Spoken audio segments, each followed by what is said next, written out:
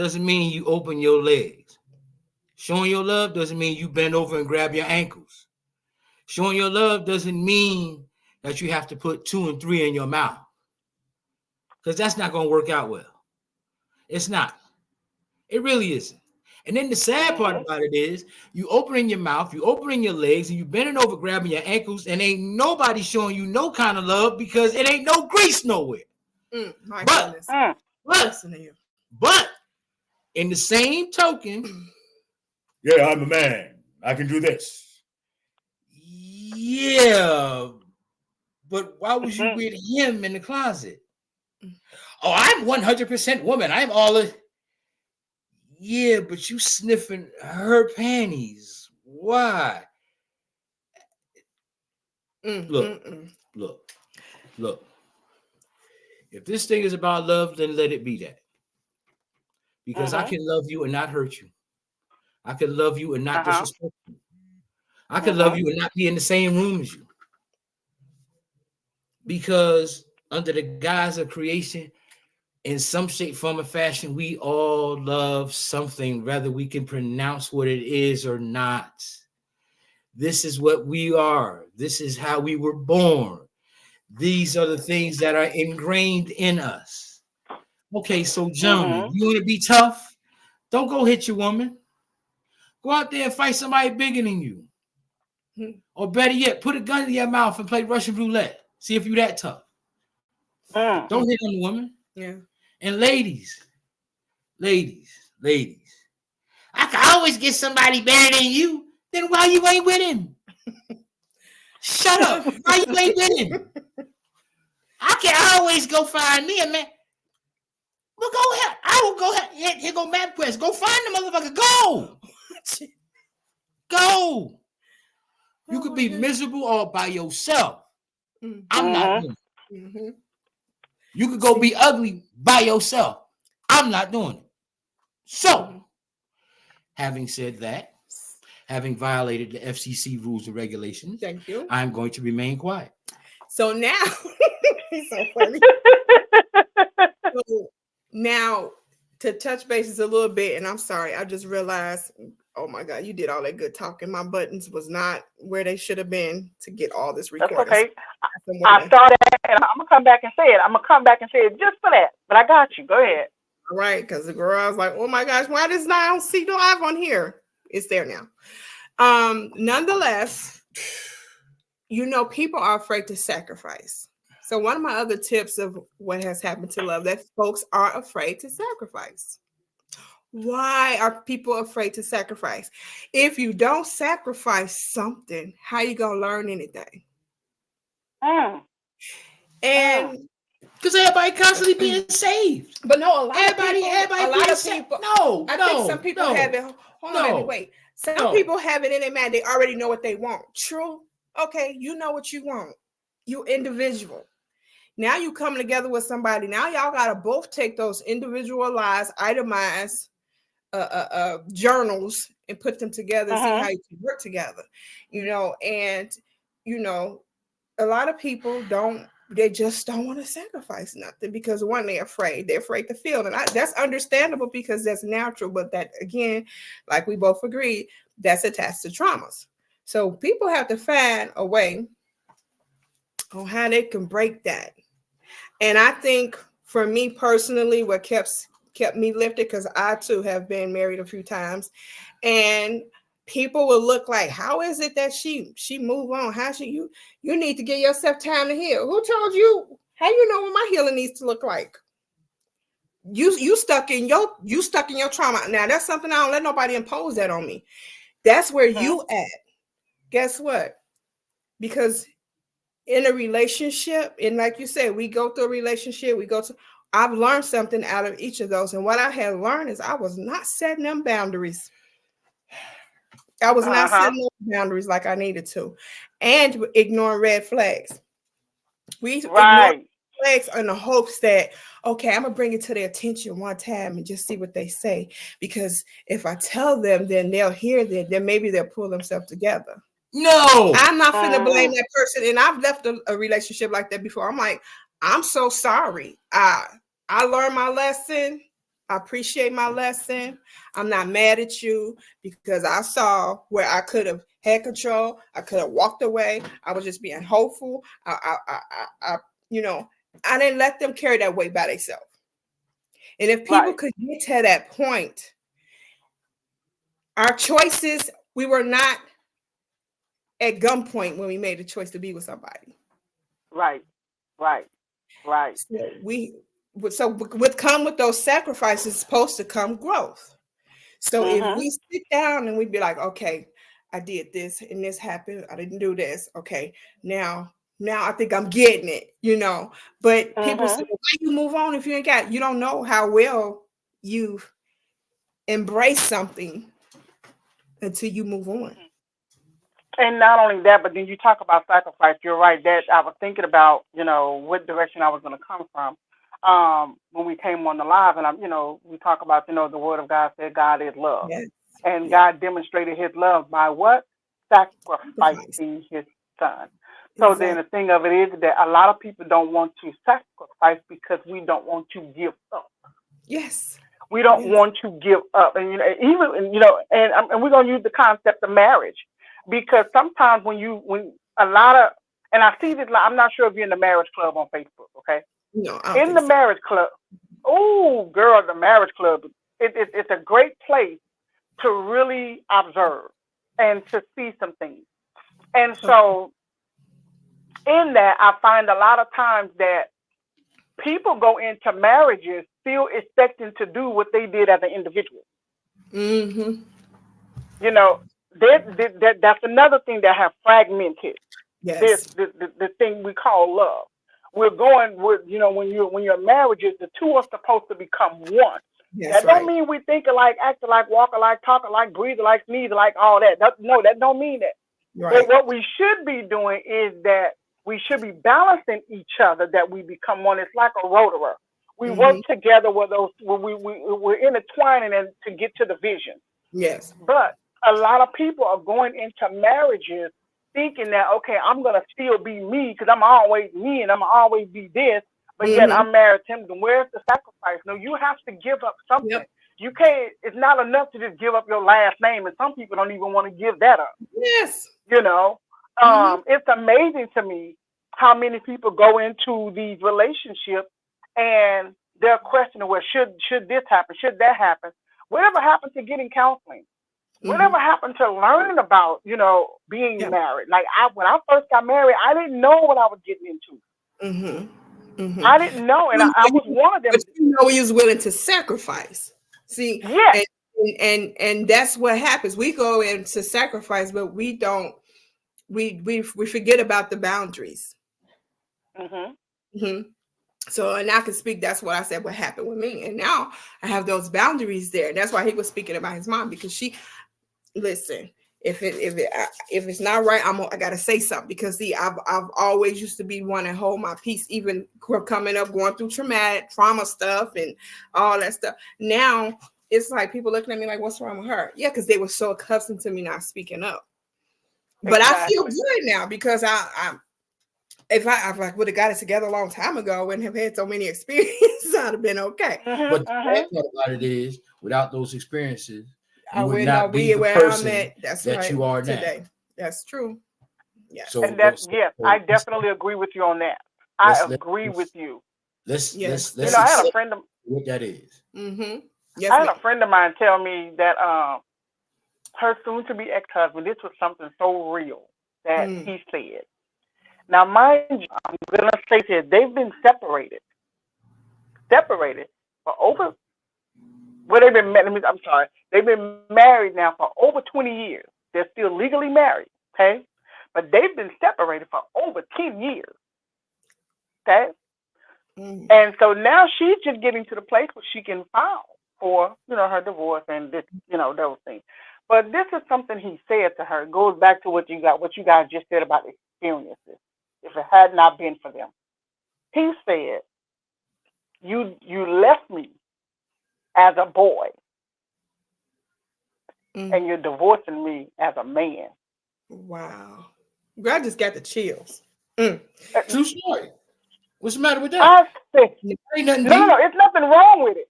Oh, I don't know if I said that's the most realest statement I had ever heard a man say. I felt to that. realize, yes. I felt He that. said basically when they separated, he was still a little boy. Yes. He had no knowledge. Yeah, exactly. Right, no knowledge. But now that he has become a man, she's divorcing him, and now in his mind, and this is what she shared with me, and I'm just sharing this live. Hopefully some young man can grab it. Yes. So in his mind, now that he's become a man, he thought that he was working on getting his family back. Yes. But that's not the case.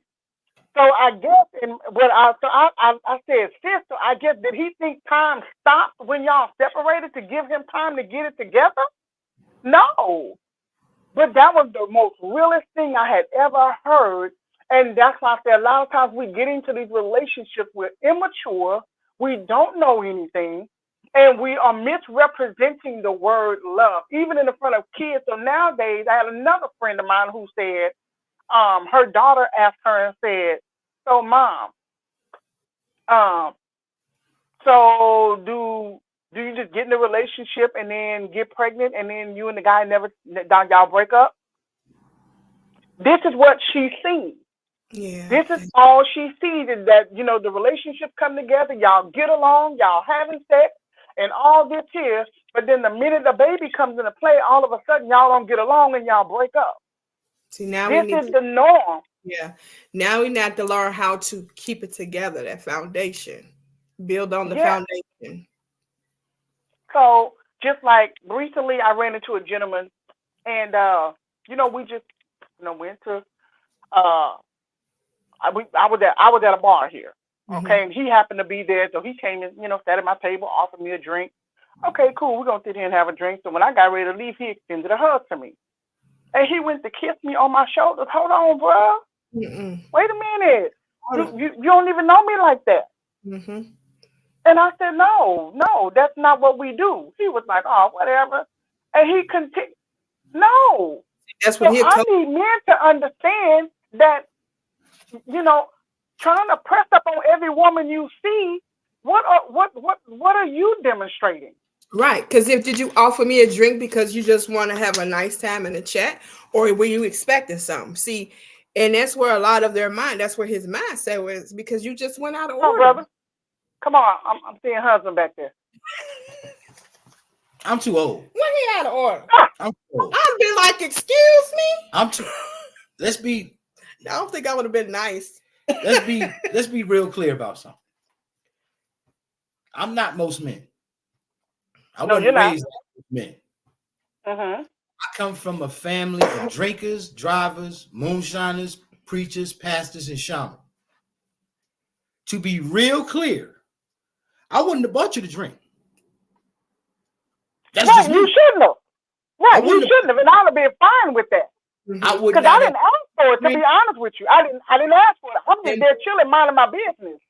But where he's going at, I'm going to tell you where he's going at, because see, that's how even some women see why he came disrespectful to you, because to me that's disrespect, is because that's what he's accustomed to. He's accustomed to buying his way with other women to get where he want, because he was like, okay, I done bought her a drink, now I know we're going to the next step. That's just bad, that mentality. Right, and that's all I'm bringing it up for, is to just to put it out there and to expose that mentality. But I agree with you, brother. No, you don't just buy no woman a drink and then something. No.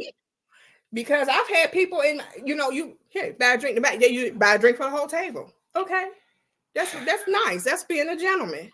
I'm so old. I remember when Nike was called Nikkei, right?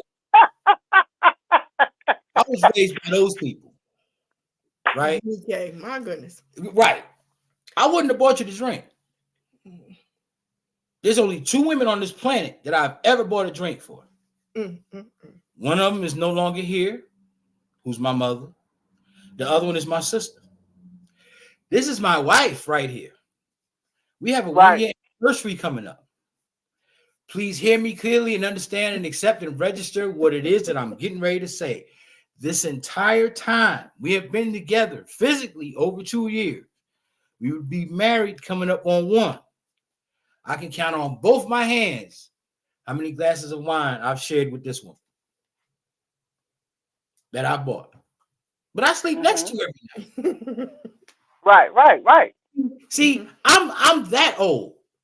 I'm Yeah, get that dust out. But see, let me say this here. But see, your teaching is the kind of teaching that have been diluted. You see what I'm saying? Back in your day, men did things different. You know what I'm saying? They courted. They got to know. You know what I'm saying? You were very cautious. You said you brought many women before your mother. But I'm sure you probably exercised some form of caution. You didn't just, I'm sure you wouldn't just run it up at all of them, but you were cautious. But see, that's the kind of teaching that have been diluted and watered down. We don't court no more.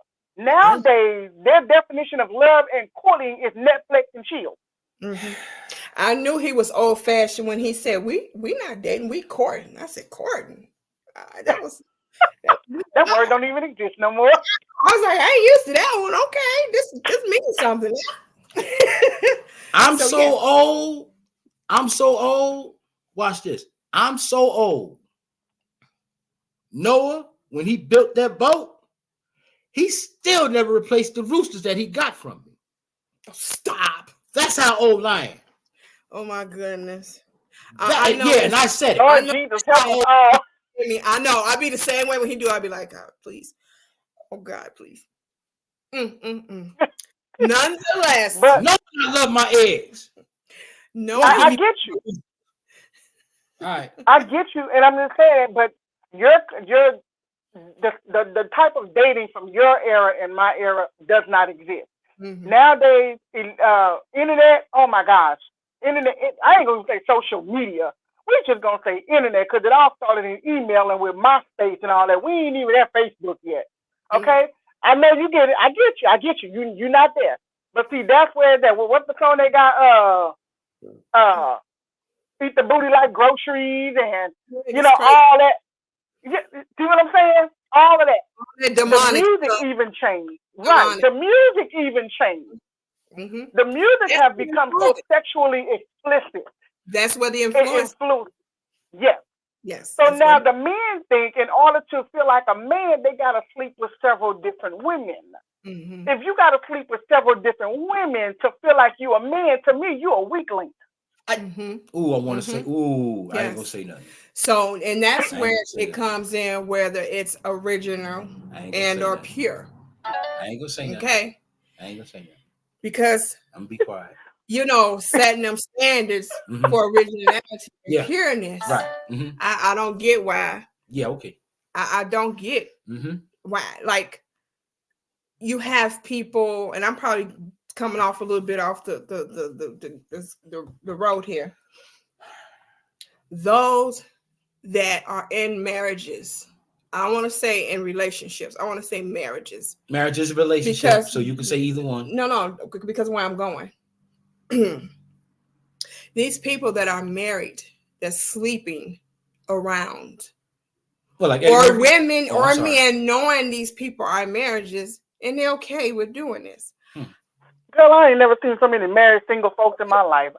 It's so bad. It crushes me so bad because they have to understand, one, that person knows that you're sleeping around. If that woman is sleeping around with this guy and she's free, she's sleeping around with this guy, guess what? Them guys all know each other is messing with her. Just like we have that intuition or Holy Spirit, men have it too. And I'd be like, women, you can't go off dealing with folks, man, and then one day you're looking for your Prince Charming to come. Guess what? What goes around come around. How you get it? How you get it? Yes. Yeah, but see, then you spend the rest of your lives looking for Prince Charming. Go to sleep and wake up and found you've been with Prince Alarming. Oh my God. So,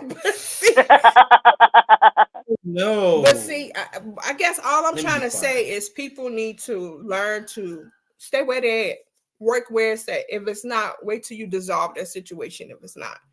Yeah. Because How you get together is how your relationship, your next relationship. Can I be ugly for a minute?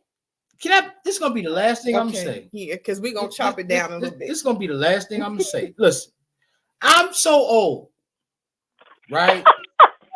I'm so old, and I was raised by people that were so old. They instilled in us and gave to us. Know your place and stay in your race. See, it's amazing how my brothers choose the other white meat. The regular. Don't you make me. Oh yeah, I'm taking it there. Since y'all come on with it, because I'm a piggyback on you. Go ahead. It's amazing to me, and I'm like, dude. Okay. They say grass is greener on the other side. She'll tell you. Only way you water it. Go ahead. My mother has said this to her before she left. The only reason why the grass is greener on the other side is because they use spray paint. That's right. The only. Now, I said all that to say this. How are you going to explore or make an attempt to go someplace that you know you shouldn't be genetically, emotionally, or mentally for the sake of argument and to be accepted, quote unquote, by this biracial and multicultural society that we live in, which is garbage because we still have racism. Excuse me. I'm sorry, my bad. Go ahead, Miss. She on fire over there. So, you can't give something that you truly don't have an understanding of. You can't. Don't holler at me about God when the first things out your mouth is, no, these people can't sleep in my church, Joel Osteen. Yeah, I said it. Don't say that you love the Lord and you serve him and all this and that, but you sleeping with 13 and 14-year-olds, Reverend Ike. Yeah, I said it. Not on the church. So, all right. Come at me like that.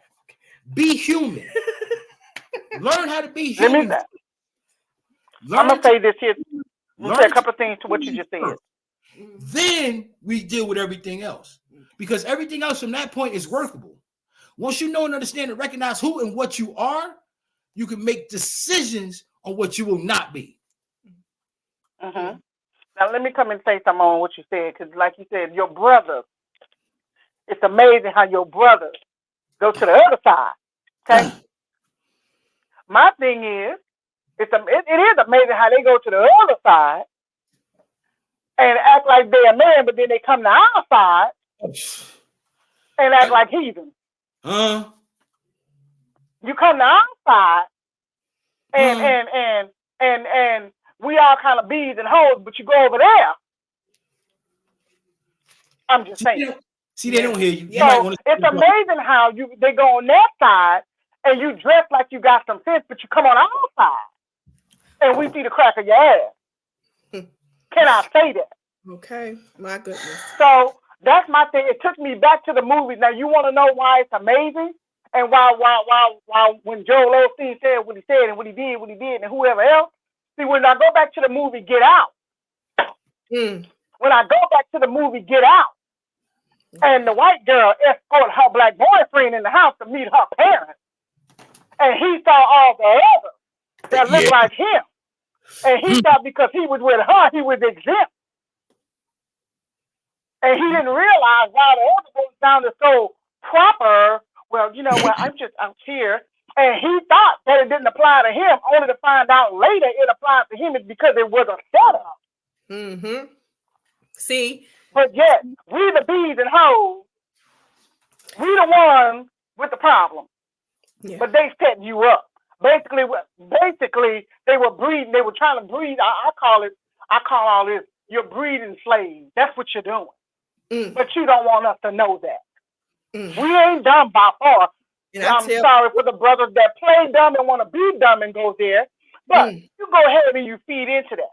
But don't sit up here and dog us out.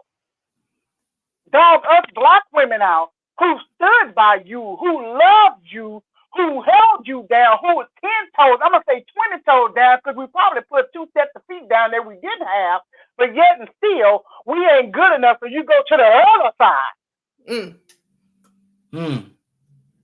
But yet and still, when the rubber meets the road and they ready to lynch your ass, who you gonna run to? When the rubber meets the road and they call the laws on you because you done raised your voice at Miss Sensitive Sally, who you run to? It's always the sisters you look to hold you down. When Becky over here with the good hair, they call her dad on you, and now he coming with his rifle, locked and loaded. I'm just saying. Yeah, I mean, you know, where have the love gone? The love has been twisted. The love has been tainted. And I'm glad you said, like, you speaking on the slave days, because once again, everything in life goes back to the slave days. It does. It does. Let me tell you something, and I'm gonna say this real quick. I remember I would remember my aunt, and remember we talked about trauma, right? I remember my aunt referring to her daughter. Now, mind you, she had a light-skinned daughter and a dark-skinned daughter. The dark skin was so dark it was darker than the frame that's around these. And I remember her looking at her daughter, and she was fussing, and she said, "You black wench." Now, this was as a kid. I'm hearing this as a kid. Let me tell y'all something. I was so irritated when I saw Mandingo. When I saw Mandingo, I already know. And the white lady said to the white man, "So are you sleeping with the wench?" Baby, I can't tell you how my blood just went. Yeah. Almost 1,000 miles a minute. I wanted to fight. I can imagine. And we got the nerve to refer to each other in that language. So where have the love gone? So not only has it been twisted and tainted, but it has been stripped from us. Yes. Yes, some of us. We don't know how to love each other. Why? Because we have been beaten and we have been beaten down for year after year after year after decade after decade after century after century after century. So therefore, when we do finally get something, we don't know how to share this. Because we're so used to not having that when we do get it, we try to hog it all up. Say that one more time. Yes. They ain't hear you. Yes. They ain't hear you. I know I said, when we so used to not having nothing because it's been stripped away from us, that when we finally do get something, we try to be stingy or selfish, whichever one of them S's work out for them. They try to be stingy or selfish and keep it to themselves and hog it up. So we'll never persevere as a people. We'll never persevere in the name of love because we're too busy operating in the name of selfishness. Yes, Miss Treese. Yes, ma'am. Can we say until we get out of feeling like we have to rob the next man to be on top and realize it's enough for all of us to eat. Yes, because mastered and tricked us and made us to believe that there's not enough for us to eat. But it's enough for everybody to eat. Only then can we love ourselves and can we love our brethren. But until we stop thinking selfish, we'll never love each other. And we'll never respect each other as man and woman or husband and wife. We'll never respect the next man's wife when we think her cootie is better than the current wife's cootie. Amen. I said what I said. Said what you said, and that's real, and that's what it is. That's exactly what it is.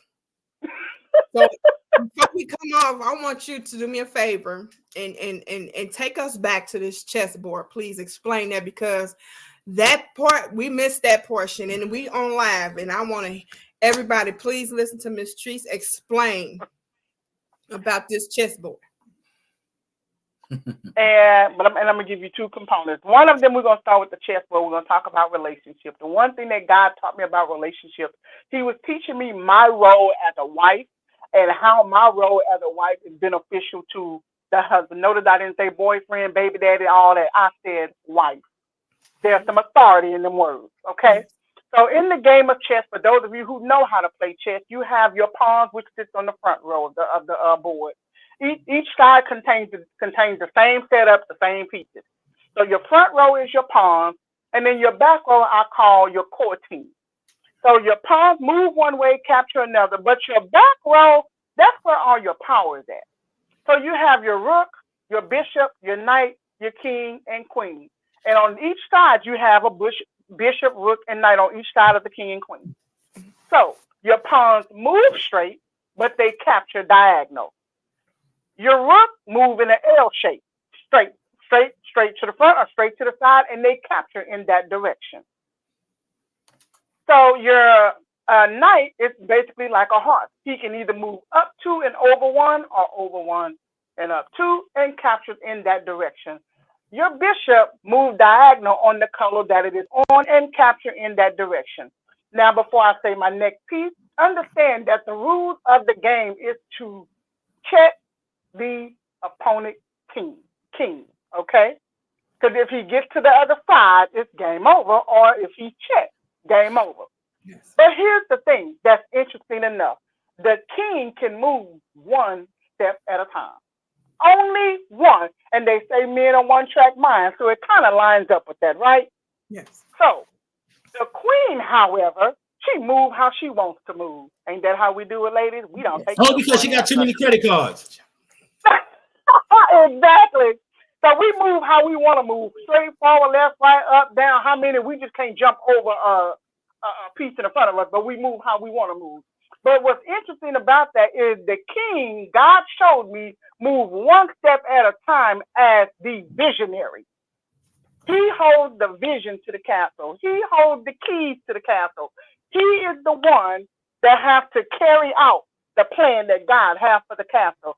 The queen's role is to guard him while he do that. So she stands beside her king, and everywhere he moves, if he is in harm's way, her goal is to get in the front or either protect him so that he can carry out that vision. So as a woman, your role is to stand next to your king while he carry out the vision. So what am I saying? We basically instill what was put in place by the king. No need to override because you're out of order. And a lot of women do that. Mm-hmm. So therefore, your man, your king, your husband must come to the table with a vision. He has to come to the table with something. I don't care if he's flipping coins. I don't care if he's selling them. I don't care if he's playing Russian roulette. As long as he ain't smoking crack, because you can't get nothing with that. But I'm just saying. He has to come to the table with a vision that's going to benefit the castle. And your role is to instill the guidelines to help that go forward. Yeah. Your goal is to protect that man while he pushes the vision. If not, guess what? It's not going to work. And if he doesn't understand who he is as a king, then he will be detrimental to the castle. He will be dangerous to the castle. He will be destructive to the castle. So men, it is important that you understand your role, who you are. A woman can't define you. We cannot. So stop looking for a woman to do what mama left off. Because that ain't what we here for. So if when she's done breastfeeding you, and some of y'all still being breastfeed at 30 and 40 years old, so when she's done breastfeeding you, stop looking for the next kitty to suck on because that ain't where it's at. Mm-hmm. We need you to come to the table with a vision. And that woman needs to be ready and mature enough to support that. Yeah. So with that being said, let me talk about love for just a brief second here. Yes. So God showed me in order for one thing that happens in relationship, the word of God says, where there is love covers a multitude of sins. Okay? Sins up. Love covers a multitude of sins. I said, but God help me out. He said, when the love is absent, the sin is present. Yeah. So what do he mean by that? So he showed me a kind of an analogy of a chocolate fondue. I said, are you serious? Mm. So what he showed me was, chocolate fondue is like a fountain that spouts out the chocolate and it's repetitive, right? Yeah. So he showed me two of them. So basically, God is the chocolate fondue is what he was showing me in this. Mm-hmm. The chocolate is the love. Inside the chocolate fondue, you have the two people. They each have their one, okay? Mm-hmm. So God gives us our percentage of love that we need for the day. Our responsibility is to share it, not be selfish with it. Mm-hmm. So he gives us our share of love for the day. As a husband and wife, we have to deposit that into each other. Yes. You feel me?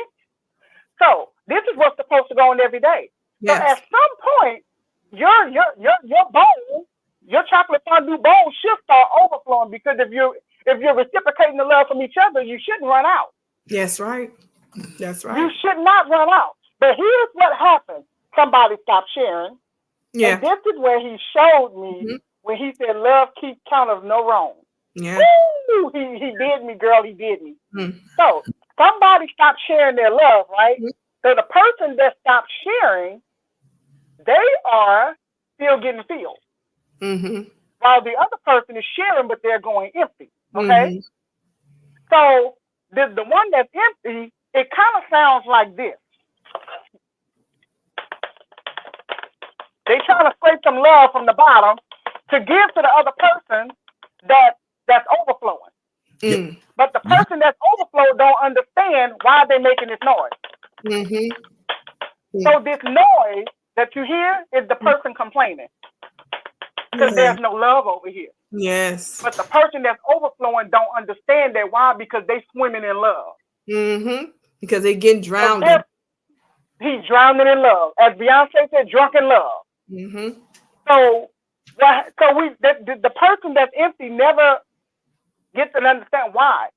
I'm giving you all my love. I'm giving you what's left, but there's nothing coming back. Now the love is no longer reciprocated. So therefore, here comes the complaint, and here comes the keeping accounts of wrong. Here comes the you said this, you said that, you said this. Why? Because the love tank is empty. I love it.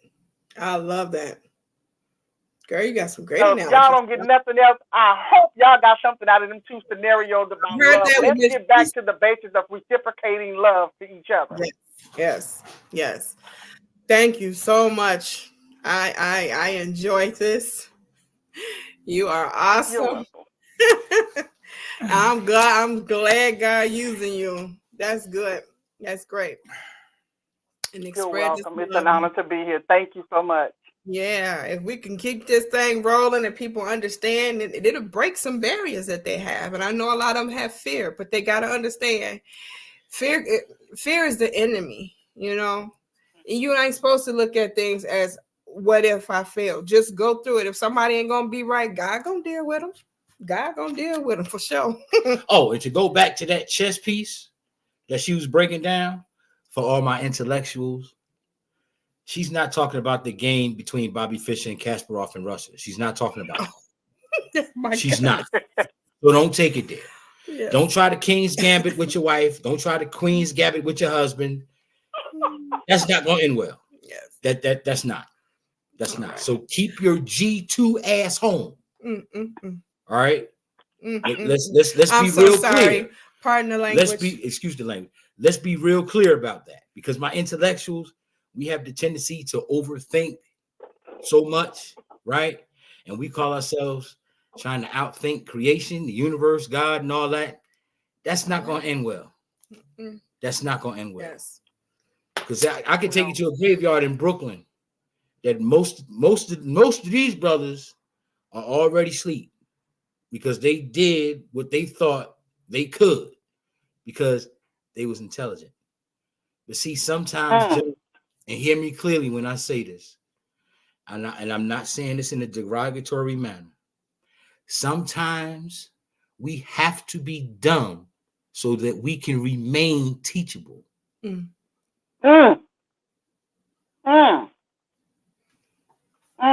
Yeah, be able to receive. Yep.